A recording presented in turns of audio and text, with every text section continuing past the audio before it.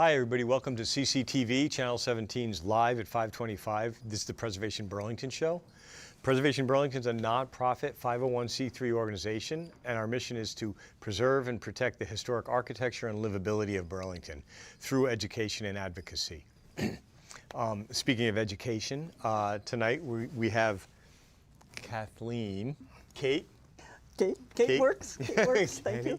From UVM, and you've been spearheading, or you've been working with a team to document basically the history of what's going on our waterfront and the wharf, and right? Okay. Well, quite simply, I'm with the University of Vermont Consulting Archaeology Program. Okay. And earlier this year, unfortunately in the dead of winter, which made it interesting, there was an opportunity to take a look at some old wharf timbers that were being pulled out of the Perkins Pier Marina area. What started that process? Who was pulling them out? Who's pulling? Well, okay. Well, the process started because the city of Burlington hadn't really dredged the boat basin for a while, and with the increase of sediments into the basin, and then some recent bouts of low water, it was causing problems with the ships, so they had to go in and dredge it out. And while they were dredging it out, they were taking up pieces, large timbers that happened to be from an early wharf, and part of the project is actually through the city of Burlington, but the partners in it would be the U.S. Army Corps of Engineers, because they're in charge of the waterways. ECI is the engineering firm, and Green Mountain Marine Services actually did the work. But we had fantastic help from Building Heritage, very experienced. Elliot. Yes, he's good friends. Excellent to work with. But that's how the project started, and even though it's a kind of cultural resource, the whole problem was that you couldn't actually get to it and view it because of you have ice and water in wintertime and the sediments. So it was decided to bring up as many timbers as they encountered, and while they were doing that, they would actually GPS in the locations of them, and then they brought it up onto the onto land, where we can take a look at them, we can photograph them, and take dimensions on them, and try to figure out how it put together. Yes. And that's when so early on, they reached out to you guys, or you were part of that team they brought in, because they're like, whoa, there's these old timbers. What does that mean? When do they come from? All that stuff. That kind of stuff, And it's interesting because, the wharf here is just an amazing history. It goes back, it's the first permanent wharf in the city, but it's also the city's first public wharf. And when they acquired it in the 50s, they kind of used it just for snow storage and parking for a while. But then in the early 1960s, they decided to make it into a marina. And while they were even actually making the marina is actually dug into the old historic wharf. So the kind of the bite mark that you see with the red square is actually pulled out in the 1960s, early 1960s. So that was there. That was all torn out. That was all torn out. So that would have been like ground you could walk on, the wharf, surface you could walk on. Wow. There used to be a very large warehouse there, but it burned in 1950. In a spectacular fire, and then after that, the railroad. Old warehouse? It was an old warehouse on the top of the structure. I believe that, I'm not entirely sure when that particular one was built, but it was kind of famous for Spalding and Kimball.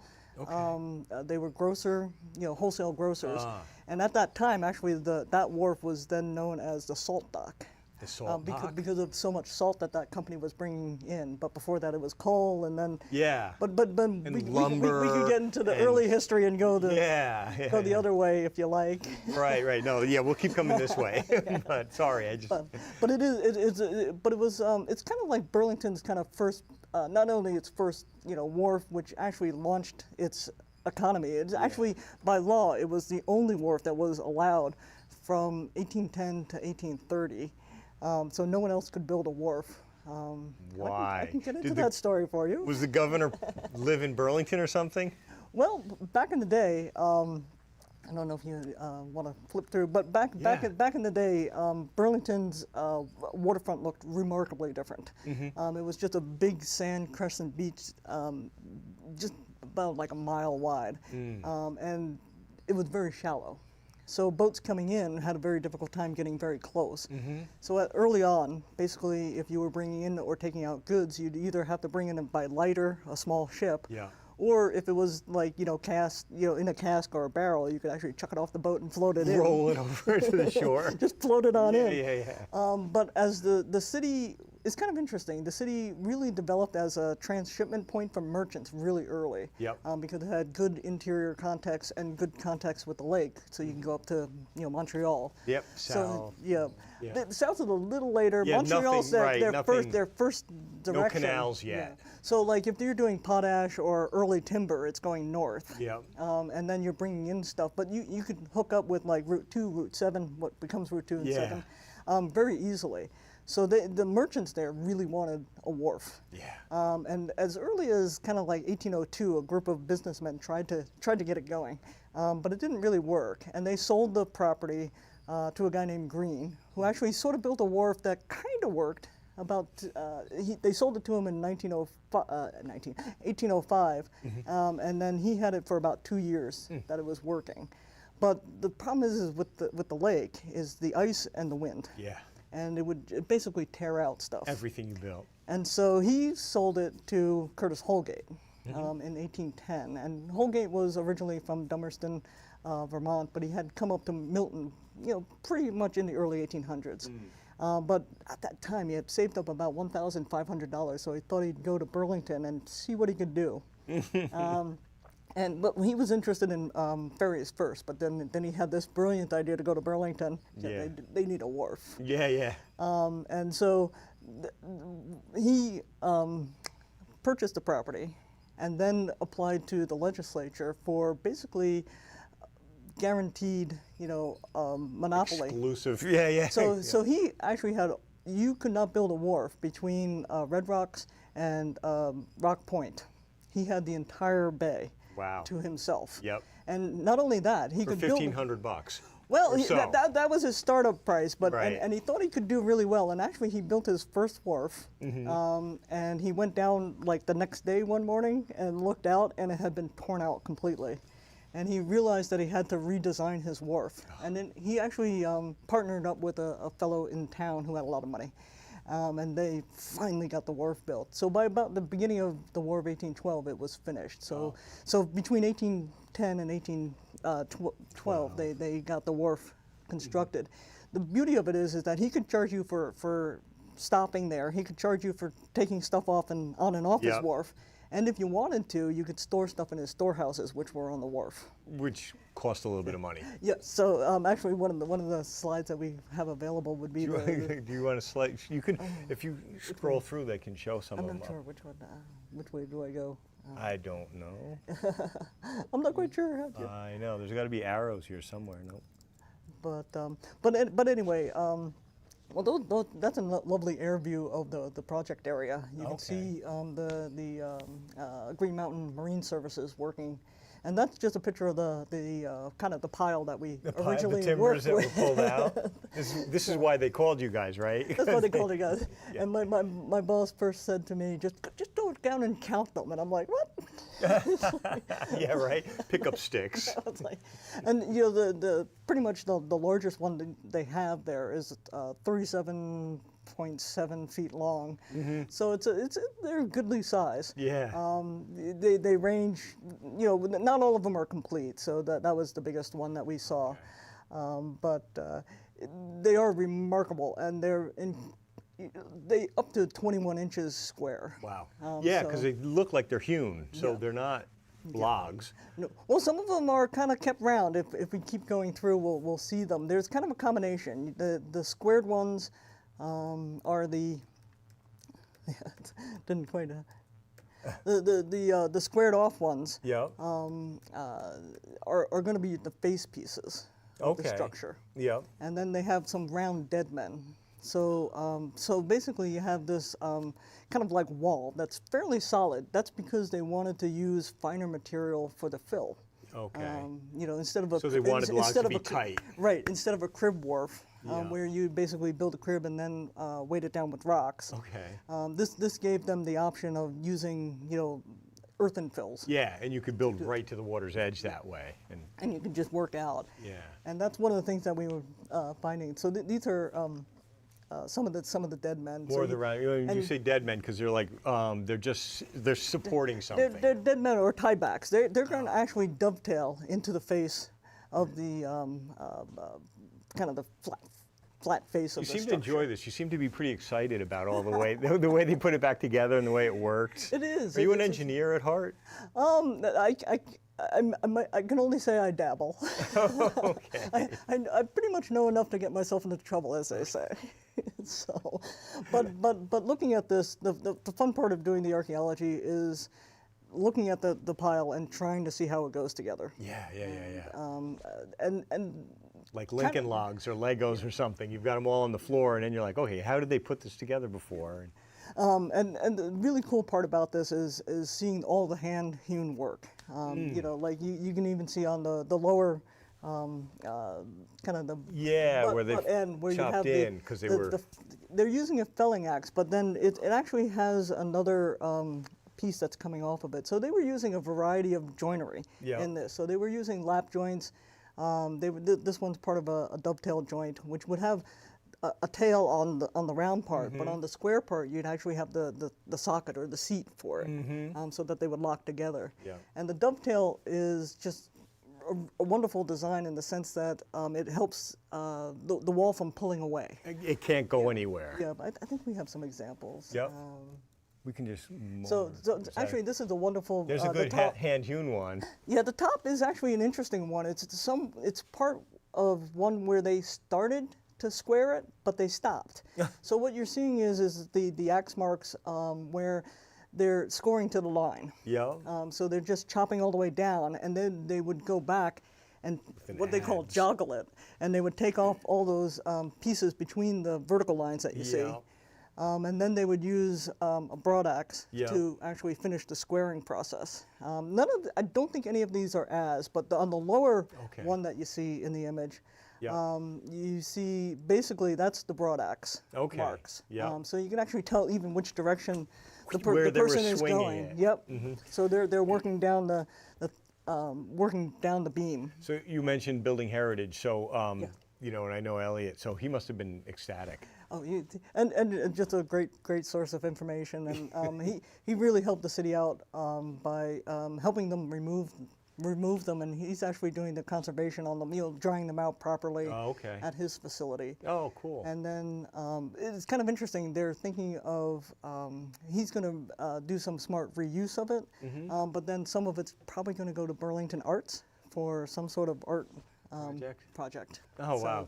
Yet to be determined. Yeah. But these are, I think one of the best things about this is that you get to really see the workers. And it's kind of interesting because you have Curtis Holgate's wharf, which he kind of finished right, just let's go back to that. 1812. Sure. He got some money investing in. Yep. And so he got it built, but it was much shorter. Basically, he only went out so that the lake is only about 6 feet. The water is 6 feet where he was. And so as the ships got bigger, there was more demand for larger, facilities. Yeah. But he decided that he was going to sell. So he sold it in 1818, and it went to Henry Mayo, and then he took on a partner, Timothy Follett, which the Follett House. Oh, we know the Follett House. Yeah. He's the man. So he's involved in the story. And so they, in about 1828, 1827, 1828, they hired John Johnson to extend the wharf. Okay. And UVM actually has in their special collections documents that show who was working on it. Oh, wow. So, and with the GPS signals that we have and the overlay of where that was found plus the maps, we think we're in that 1820s construction. Yeah. It was extended a little further out into the lake before 1839. And then it becomes kind of stable. They do a couple of changes, like when Oaks Ames is the ship, the railroad company decides to use the ships to try to take cars across the lake before before they put the bridges across. Or causeways across. I remember reading about that. Yeah. So the Oaks Ames wood dock there, and so they modified it a little bit for that. Around 1865. Okay. Because Oaks Ames is built or converted about 1867, and so yeah, I just wanted to point it out is that list of workers. When you look at these timbers, you kind of wonder if like Albert Aubrey, Who did what? He was a carpenter, and he actually lived on North Prospect Street. Okay. I didn't check if his house is still standing, but he did move away in the 1860s. But early on in his career, he was working on the wharf. Yeah. For Follett and Mayo. It becomes Follett and Bradley. It gets messy. You archaeologists are like detectives in a lot of ways. Yeah. You're in special collections. You're like looking at maps and pictures, and then physically dragging stuff out of the lake and looking at it. Yeah, no, it's wonderful, but it's that kind of human connection where you start thinking about, there's a guy named Simon Hutchins and his son. Simon Hutchins was actually a Revolutionary War soldier, and he was living here with his Revolutionary War soldier, and he was living here with his son. But they were the teamsters with it, and they would bring down their oxen to move these timbers. Oh, okay. So we do believe that the timbers are sourced locally. Yeah. We have just a few hints, but unfortunately, it's like. They just say it's off of so and so's a last name slot. And it's like documentary, like like a piece of paper that says so and so sent these, and that could be that. Can you just tell me his first name? It would help. Yeah. So it's wonderful, but just to see if we can take a look at some more of the. Yeah, let's scroll through. So this is a very good example of some of the joinery and the illustrations that we did to show. So these would be the face pieces, and you can actually kind of see all the work on the top. And on the bottom really illustrates the sockets for the dovetail joints. Okay, yeah. And so the upper one is a looking down view, so you can see it's cut at a sort of a wedge, so that when the dovetail is in there, it can't pull out. Correct. Okay, And so, and it's also interesting. You can actually see the tree nails that they use. They use about 2 by 2 inches, about 2 feet long. Okay. And they would also add those in. Pound them through. And it's interesting because it is definitely a square peg in a round hole. Yeah. So they actually did do a round hole and then just put in a pound that square peg in there. It's tight that way. Yep. Right. And so these are some of the the larger timbers being moved, and you can see some of the joinery work on them. Yeah. So they're not small. I was just going to say that's the whole bed of a tractor trailer there. Correct. So. Yeah. So and looking at sort of their tree rings. Basically, all of these guys were probably saplings in the 1600s. Oh, really? So. Yeah. So by the 1800s, they're pushing 300 years old, probably. So it's kind of fun to think about that too. So it's like the trees were definitely here before Burlington was. Yeah. So. That's But pretty cool. Those are if you go back one, there's some close-ups of So those are the dovetails. Okay, yeah, there's the physical. You can really see them. They're about 8 inches deep. Now, and basically, someone with a really good eye is putting in those in.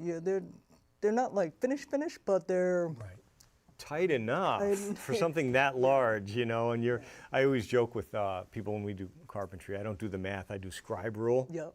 You lay it on there. You carve that. You lay it on there. You trace it. Oh, I scribed it, and now you chop it to fit. I have a feeling that's what you're seeing. It's someone with a really good eye with an axe too. Yeah. That's pretty impressive. But that's probably one of the most remarkable things is to see this. Someone was doing this. Back to I'm going to jump off of your seemingly excitement, because that's what I like too. It's like you said earlier about making it real, attaching the history of these. We're pulling these beams out of the water. You're looking at those cuts and those lists of people that were around and doing this sort of thing, and trying to put that all together. It makes the history real. It's just about real people doing things, and it's pretty cool. Without air tools, without electricity, without It's pretty cool. So let's see if there's some. That's just another boring one. So these are some of the lap joints, and this one's the one on the bottom is a tenon joint. Okay, you see the holes there for the square pegs. Yes. So like the lap joint ones are kind of like Tetris pieces. They're kind of like kind of joining the bigger pieces Yep. together, so you can get a big, broad, long line. Yeah, And yeah. It's going to go out over 200 feet into the Oh, lake. and when now we're it's talking not along the shore, but out. out. Yes. So they're running out. It's sitting on a dead man somewhere, and with Well, a the lap dead man's joint. going to hold your wall in. Okay. and Oh, then- that's back yeah, here. yeah. Okay. Well, no, all the way down in. Oh, So it's going to go into the interior, and then the soil that they bring in is going to lock it all together, This is heading out. heading out. Oh, wow. So Yeah, yeah. So like it's an earthen, it's a wharf, right? Yeah. But it's like earthen Yeah. with timbers to get all the way out to where the boats are going to come in. yeah. So the good way to think about it has a wall that has a tieback or a dead man in it, and then it has sort of a crib work in the inside, so it creates cells so you can fill them, and make it very, very stable. I was picturing it along, I'm thinking like a dock, posts and stuff and some boards, but this was earth that went all the way out. Yeah, it's basically an earth crib kind Yeah. of and wall combination going out into the Because it's lake. carrying heavy stuff off of the boats back and forth, so it had to be like a road, really. Correct. So, but again, it's the joinery is kind of jaw dropping at times, and you're just Yeah. like, holy cow! And these are just some close-ups of that Yep, joinery. more round holes and tenons It's like, and it's a- half but flaps. it's just a kind of a. These are some of the dead men. Okay, yep, so- because they're round, they don't bother. They don't Yeah, bother they don't need squaring it. Yeah, 'em. right. They don't. They're not going to be visible in the structure, and so one end would actually have the dovetail's tail on one side, and then on the other side it has some sort of kind of flat lap. We haven't quite figured out all of the details. So if anybody out there knows, let me know. Right, right. If you're tuning in and holler. But as I say, it's just remarkable. So it would like sort of drop. The other end would just drop into and be sort of trapped in the wall. Well, there's a couple more photos that might have some clues. Okay, let's figure this out right now. There we go. Well, these are some of the tails. At the bottom, you can really see its shape. Yeah, you can see that's the dovetail. That's like so- wedged right in there. They were quite prominent, so we have a few more dovetails. So, but this is how we kind of think how it goes together. Oh, right. Okay. Okay. Yeah. So you're locked in on the one side, and then you're Right. riding on top of the other side. Correct. Okay. And then in the back, we have some large ones that have flat saddle joints that we don't quite know how it works. Usually a saddle joint looks like a saddle. Yeah. Okay. But these have very flat bases to them, and it looks like it's almost like it's a less precise, but just good enough for whatever they're Right. using it for. Yep. So if you go through, you might see some of the flat. I think that they're coming up. Yep. So those are so the true those are the saddle saddle joints. These are joints. the true saddle joints. Yep. Okay. Looks like a beaver put that together. Yes, I have a feeling like the first one, the lower one, may have been added if they were customizing something. Yeah. It seems like it's a different quality. Like they of- did of it in a work. hurry when they were like putting something together. We gotta put this together. Yeah, Yep. and if you go down, Let's see. Go back. oh, that might we be at the the end of end? the. Is that the end of the? Okay, We're at 67. there we go. Well, I'm Mm-hmm. not quite sure how many were. I know. But anyway, that's the fun part about it is just looking at it and just trying to noodle out how it goes together. Yeah. But part of that is also actually looking at other archaeologically dug or recorded sites. So there's a couple from New York City and Philadelphia. Okay. That you can get a really good look. And some of those, they actually used like cofferdams and they pumped it out. So they can actually see it in place. Oh, wow. Rather than, just Yeah, drag- they've emptied dragged it and up they're on- looking put at on- it. on Yeah, you got shore. all the parts and you have to put it back together now. Right. So we can cheat a little bit using other people's data and say, oh, that Yep. that seems to work pretty See- well. Yeah. see So what so they we were do doing. rely on the expertise of others in the field to help us out. So it's we don't don't- always think of it ourselves. Don't we all? I tell all the kids I work with, I'm like, yeah, I've been stealing good ideas since 1964. But as I say, we still don't know a couple of things. It's sort of like how did they get the stuff out there? Was it because like if you're working with like a standard crib, Yeah. you're gonna take it out. You can either float it or bring it out on ice and then right. fill it and then just wait, for it to sink. Yeah. But are they building these partially on shore and floating them out and then stacking them and using their own weight to them. put it in? We're not sure. So I wish you had a time-lapse photography thing from like age 0 all the way through, and you could see them running back and forth and just filling them in, or however they did it. You know, it is pretty incredible. And then, but you know, unfortunately, we don't have some of the maps that we have. But the let's see if we have any. There's some of them. Oh, there we go. This is the overlay of the historic maps, with you know, there's actually a stack of them. So you have the 1830s one that's kind of light. Yeah. And then the really dark red, I think, is the bigger one. 1839 map, and then you get the full expanse of it a little later. And so and so the kind of the neon green are actually the locations. That's where the stuff's been pulled out. Each of the timbers came from. Oh, okay, so it could be a mishmash of both of those eras. Yeah. Right. Well, it really does look like, if you look at the lighter one, that's the kind of the 1830 map, and it looks like most of them are from that 1827, 1828 build. Yeah. We might have some when they extended it even further before 1839. Mm-hmm. But then after that, the wharf sort of settles down, and they do some fine tuning, the different appendages, so to speak. But just based on the date, so Curtis Holgate's wharf probably wouldn't really make it past the parking lot in that picture. Okay. And then they built it out further. And so what we can see where the green is, obviously, and some of us have been out to Perkins Pier recently. So there's probably stuff buried under there too, right? There's definitely a possibility of it surviving there, So wherever the red is overlapping the lawn there, there's probably stuff down there that's part of that build. Well, it's interesting because the green space that you see just below the red stuff, that was actually open water up until the 60s. Yeah. They actually filled in the slip between it and what's called the Beckwith Wharf, which is the kind of lower part of the image. The Beckwith Wharf was built in the 1860s, late 1860s, early 1870s, and there was a slip between the two. So if you walk out there, you would have been walking on water at one point up until 1960. So that's when they added the road. So that's the extension of Maple Street. Yep. That's right. It runs all the way down. Straight out. Yeah. But that would have been water at one point, and they used to. That would be where people who didn't have wells would actually, take casks to fill it with water to bring to their houses, because it was kind of public. You could go down to the end of the street. Free water. As long as you weren't building a wharf. There we go. Well, after 1830s, all bets were off. Yeah. So then I see that the other slip is getting built, right? So after 1830, the whole waterfront will change dramatically. Most of it's built out over 100 feet, probably more in many locations, especially as you hit the 1860s, 70s with the timber companies. And that 1877 map where it's all lumber. You got it. Down the entire place.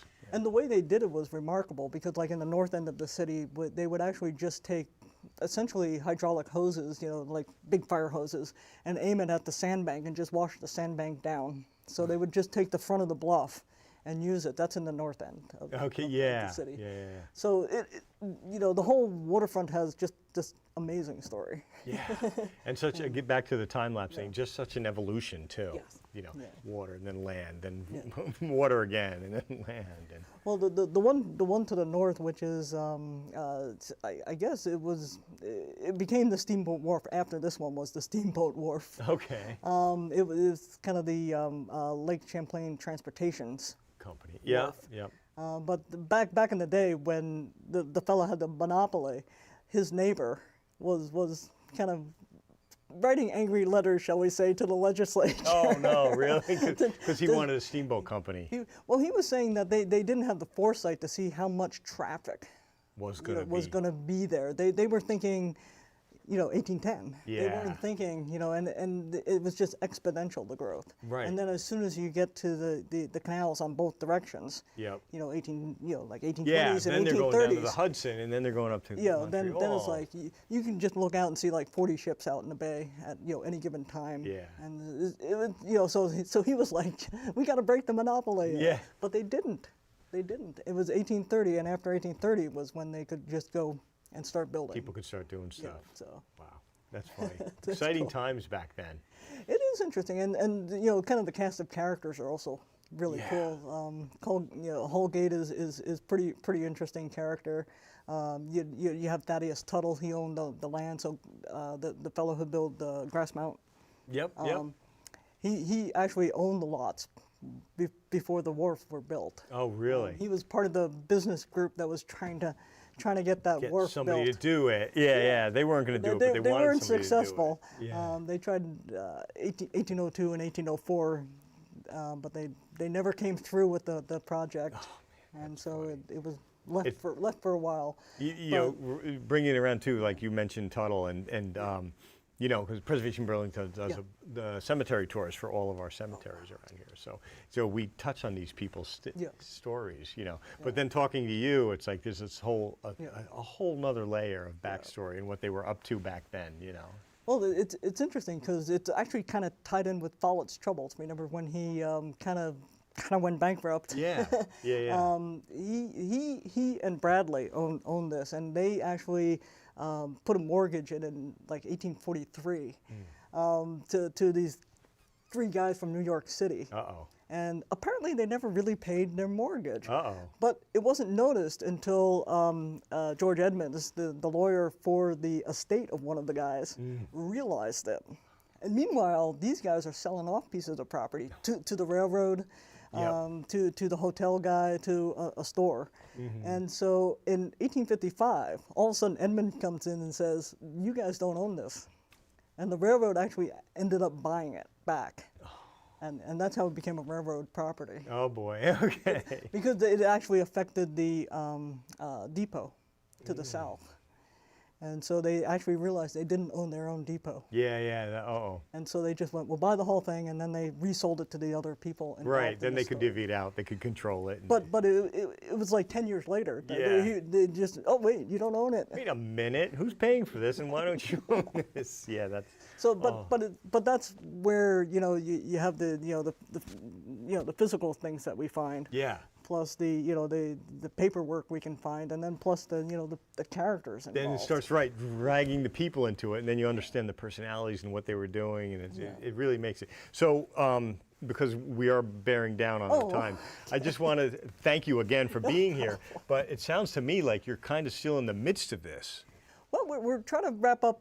We should get information about what kind of timbers were there. We're still waiting for that, but we're pretty much set with the report. So I'm not quite sure what's going to happen. It goes to the city, so it's up to them. Oh, really? I was going to say, where can people see the report? Is it on a website somewhere at the city, or nowhere yet, or? I suggest quietly to the city that they should let people read it. Well, I'll suggest loudly to the city that they should let people see it. It is a wonderful story, and it really is where Burlington really got its economic start. I mean, there are other factors involved, but it was vital. Right. It's fun to go to the Echo and down the waterfront and the piers, and it's beautiful, and I love it. I'm glad it's there, and I'm glad Bernie did what he did to try to make it public space down there again. Yeah. But like you said, it's the economic driver of what makes Burlington still today. That might be tourism now. It's not lumber like in the 1870s, or it's not the wharf and ships coming in the 1830s. Well, it was fun. It was the start point for the economy back then, but it was also the start point for the transformation of the waterfront into a more public space. It was pretty much the first time that back in like 1909, the city wanted its own wharf. It didn't have any access to the lake except for through the streets. Right. And it was a long dream, and it took until the 1950s for them to get it. Wow. But it is the first foothold for the public. Making down that, there. making that want, fulfilling that need or want. Yeah. Pretty cool. Well, thank you, Kate, for coming on. This is like, I could keep going and stuff, but I'd so love my to keep question, it was a lead-in question to say, if you find out more, or if I find something out, and I go, "Hey, Kate, somebody knows how those things went together, or that one thing." I'd love to hear Come back it. on the show, right? If anybody else has information or insight, we would be happy. Yeah, I'm gonna be on the phone with Elliot in a minute. As soon as I leave here, I'm gonna be like, "Dude, what's going on? How come you?"